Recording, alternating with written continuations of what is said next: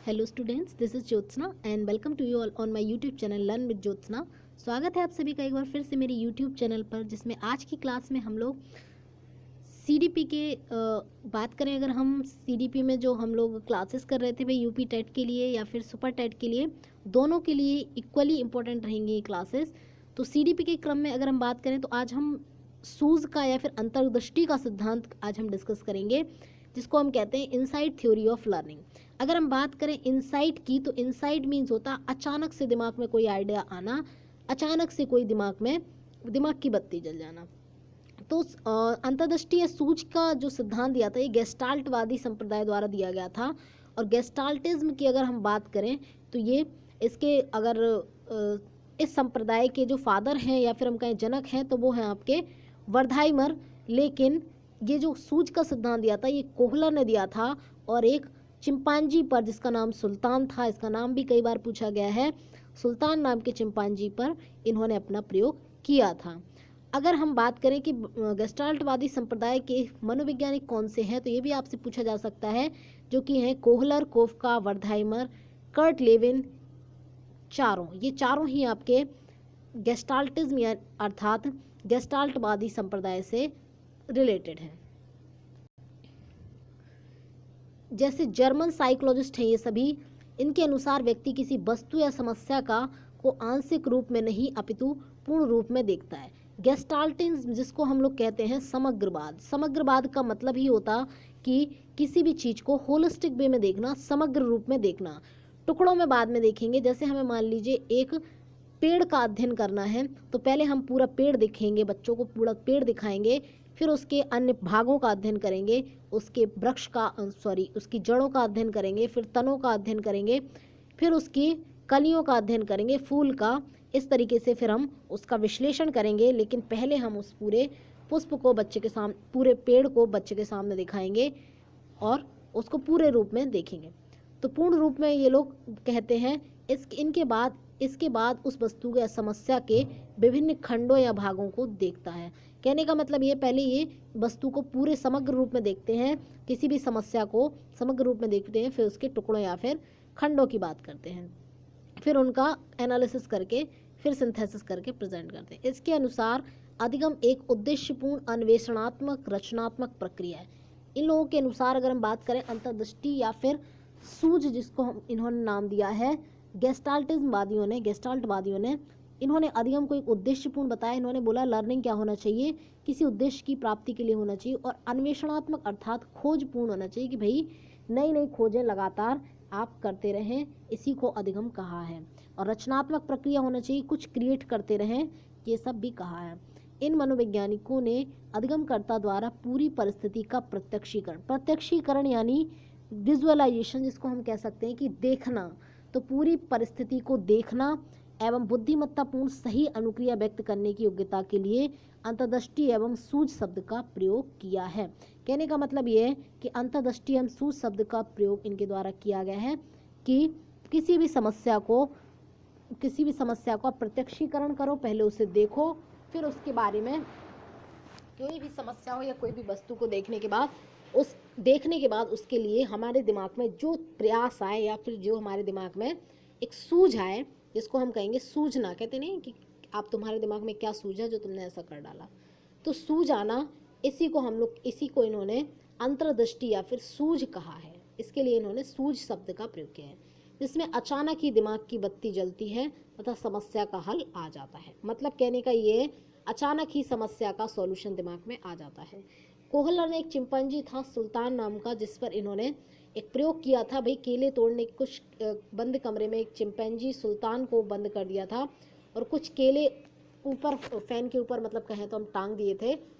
अब चिंपांजी को वो केले तोड़कर खाना था, ठीक है। तो ऐसी स्थिति में उसके दिमाग में अचानक से एक आइडिया आया कि भाई बॉक्स के ऊपर बॉक्स रखेंगे हम और चढ़ जाएंगे, फिर हम केले तोड़कर खा सकते हैं या फिर छड़ी से गिराकर खा सकते हैं। तो ऐसे अचानक उसके दिमाग में कुछ आइडिया आया था।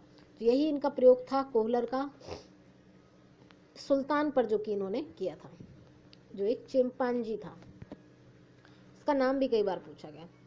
नेक्स्ट देखें, अधिगम संज्ञानात्मक होता है। संज्ञानवादी थे ये लोग, अंतर्दृष्टि या सूझ वाले सिद्धांत वाले। संज्ञानात्मक सिद्धांत इन्होंने दिया था ये अधिगम का। अधिगम अचानक ही होता है इनके अनुसार।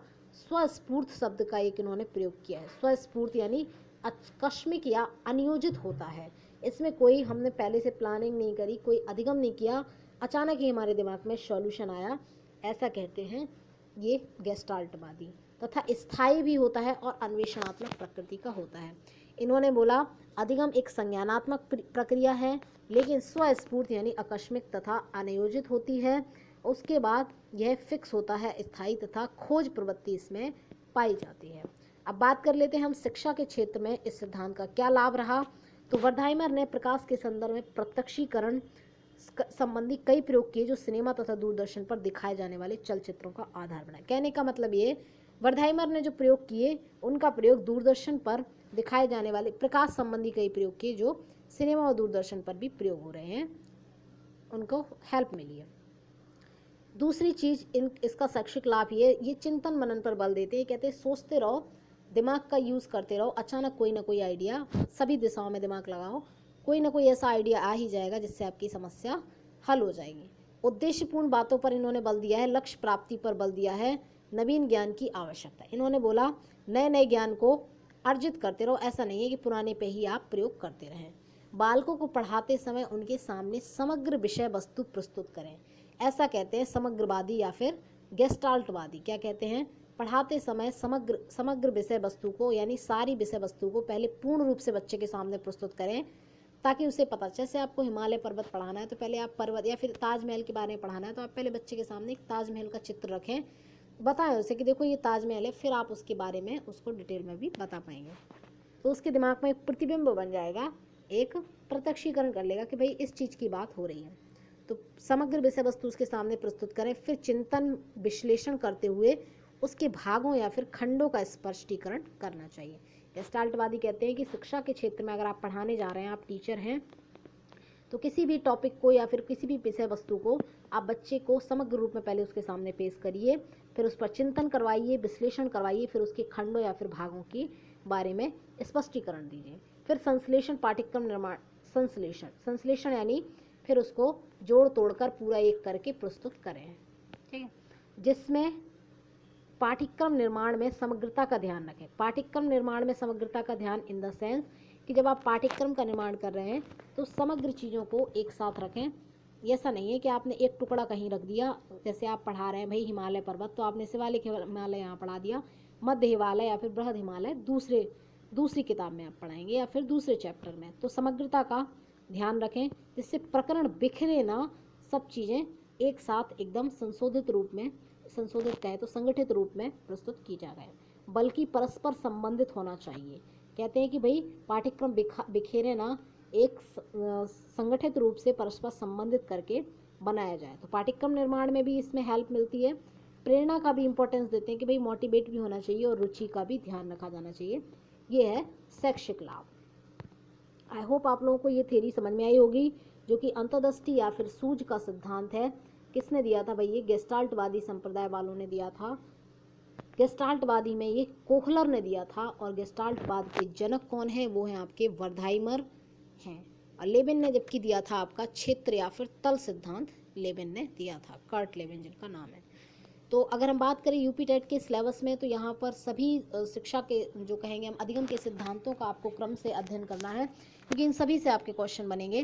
तो ये हुआ हमारा अंतर्दृष्टि का सिद्धांत। आगे देखते हैं हम जेरोम ब्रूनर का सिद्धांत। इसके पहले हम लोग पियाजे का सिद्धांत भी डिटेल में पढ़ चुके हैं। ब्रूनर के सिद्धांत को हम लोग देख लेते हैं आज की क्लास में। ब्रूनर के सिद्धांत की अगर हम बात करें तो ब्रूनर भी क्या थे, एक संज्ञानवादी संप्रदाय से रिलेटेड हैं और कंस्ट्रक्टिविज्म यानी कि रचनावाद से रिलेटेड है, जिसकी बात एनसीएफ भी करता है, जिसकी बात जीन पियाजे भी करते हैं। तो ये भी एक रचनावादी संप्रदाय से रिलेटेड है। रचनावादी कौन होते हैं, रचनावादी जो ज्ञान के निर्माण की बात करते हैं कि ज्ञान का निर्माण होता है। अब चाहे अगर हम बात करें ज्ञान के निर्माण की बात हम कहें तो वाइगोत्स्की ज्ञान का निर्माण समाज और संस्कृति से करते हैं, भाई जीन पियाजे ज्ञान का निर्माण वातावरण से करते हैं। यही ब्रूनर या फिर हम कहें जेरोम ब्रूनर ये ज्ञान का निर्माण जैव की प्रौढ़ता से न कर शैक्षिक वातावरण से करते हैं। तो अगर अंतर की हम बात करें, दोनों ही जो ब्रूनर का सिद्धांत है वो जीन पियाजे के सिद्धांत का संशोधात्मक या फिर वैकल्पिक रूप है, अर्थात जो जीन पियाजे का सिद्धांत आया था उसको संशोधित करके ब्रूनर ने अपना सिद्धांत दिया था। जेरोम ब्रूनर ने कहा है, भाई ये क्या है, इनके सिद्धांत में और पियाजे के सिद्धांत में अगर हम अंतर करने की कोशिश करें तो पियाजे ने क्या दिए थे, पियाजे और ब्रूनर के सिद्धांत में अंतर करने की बात करें, पियाजे ने 4 स्टेजेस बताई हैं, 4 कहें तो अवस्थाएं बताई हैं, ब्रूनर ने 3 अवस्थाएं बताई हैं। पियाजे ने अपना वातावरण को महत्व दिया है, जबकि ब्रूनर ने आपका सभ्यता और संस्कृति को भी महत्व दिया है। और ये कहते हैं अवस्थाओं की ज़्यादा, किसी भी अवस्था में कोई भी चीज़ सिखाई जा सकती है, बच्चे के सामने उसी लेवल का बनाकर उसे उसके सामने प्रस्तुत किया जाए अगर तो ब्रूनर ने भी पियाजे की तरह ही अधिगम का सिद्धांत, अधिगम के विकासात्मक सिद्धांत दिया है, अवस्थाओं का उल्लेख भी किया है। इन दोनों के विकास की अवस्थाओं में समानता है परंतु विचारों में भेद है, ऐसा कहा गया है।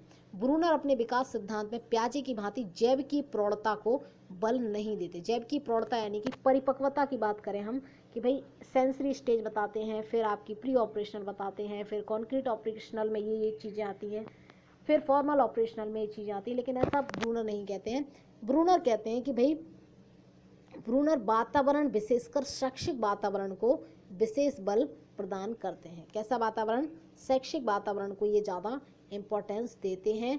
इनके अनुसार बालक को विकास की किसी भी अवस्था में, ये कहते हैं कि विकास की किसी भी अवस्था, जबकि जीन पियाजे कहते हैं कि सेंसरी स्टेज में बच्चा ये सीख पाएगा, ये चीज़ें उसके द्वारा अर्जित की जा सकती हैं।